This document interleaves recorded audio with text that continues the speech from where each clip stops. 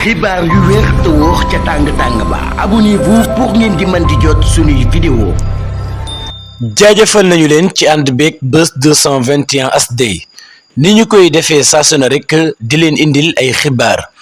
la ca gën a fees niki démbu meeting ba nga xam ne kii di Ousmane Sonko di leader bu Pastef doon na ko amal foofee nga xam ne moom moo di ca Géejawaay waaye itam yëkkati ay kàddu yu am solo wax ci li nga xam ne ñu ngi koy wax ci wàllum étranger yi nga xam ne jamono ji ñi ngi ci réewum Sénégal waaye itam ñu gën cee ràññee kàddu ki nga xam ne moom moo di Tahirou Sarr saa bu nekk muy wax jëmee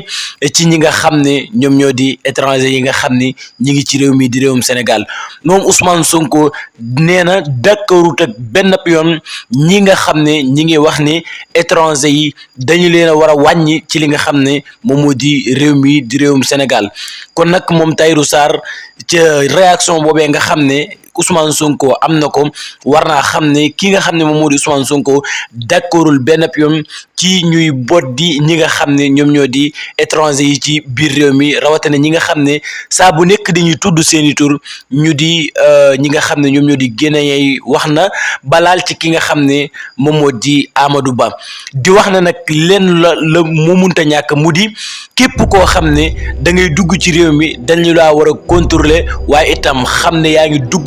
étranger nga waaye itam xam ne boo génnee ñu xam ne étranger sàngam génn na li nga xam ne moom moo di réew mi waaye itam toftalaat ci leneen wax ci li nga xam ne moom moo di